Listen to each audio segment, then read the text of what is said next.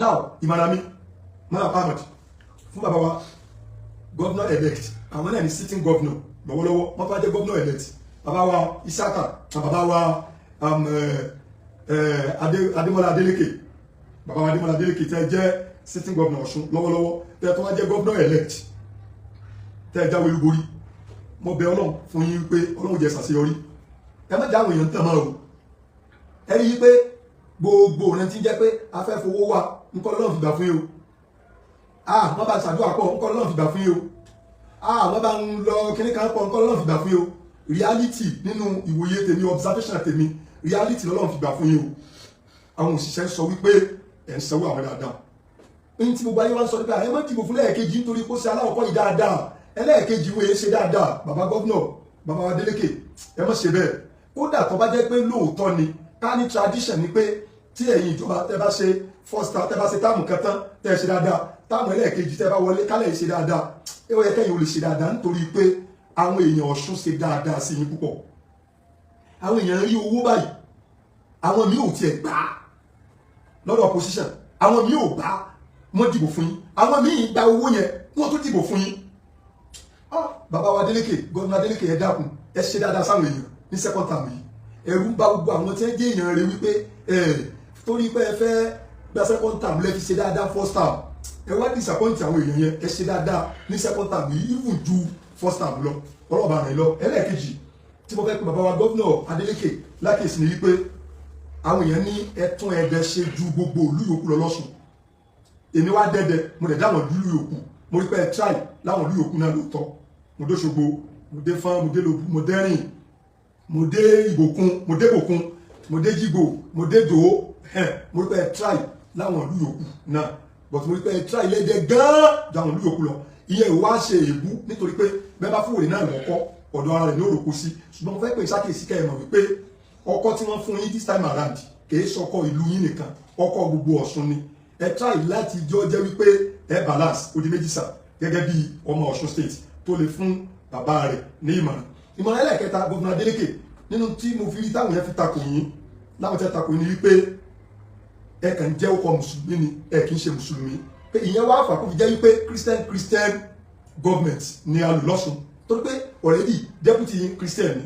wọ́n ní èyí wá jẹ́ Nurudeen meanwhile ẹ kì í ṣe Nurudeen tí ó ń practice Islam àwọn mùsùlùmí kan rí nǹkan gẹ́gẹ́ bí wọ́n rí gẹ́gẹ́ bí ìtànyàn àbí ìyànyàn jẹ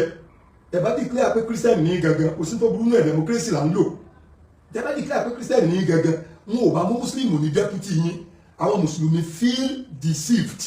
a bit sa ṣùgbọ́n ẹni tó yẹn ṣe ń pa wípé kẹ́ balance ẹ̀ òdì mẹ́ta ìmọ̀ràn ẹlẹ́ẹ̀kẹrin mo gbọ́ wípé ẹ ṣe dáadáa sáwọn Christian clerics àwọn Muslim clerics lọ mo gbọ́ bẹ́ẹ̀ ìwà máa how to this is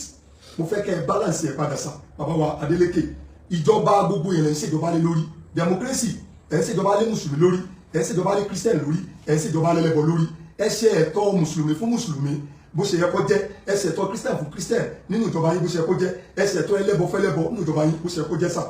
ẹ dẹ̀ wá ṣe ẹ̀tọ́ àwọn ìlú náà fún wọn níparí ìmọ̀ràn mi fún bàbá wa gọ́vnà Adélékè ẹ mọ̀ràn ro àwọn èèyàn ṣẹ́yìn gan wọ́n máa ń ṣẹ́yìn náà ní tẹ́yẹ̀ bá ń du ipò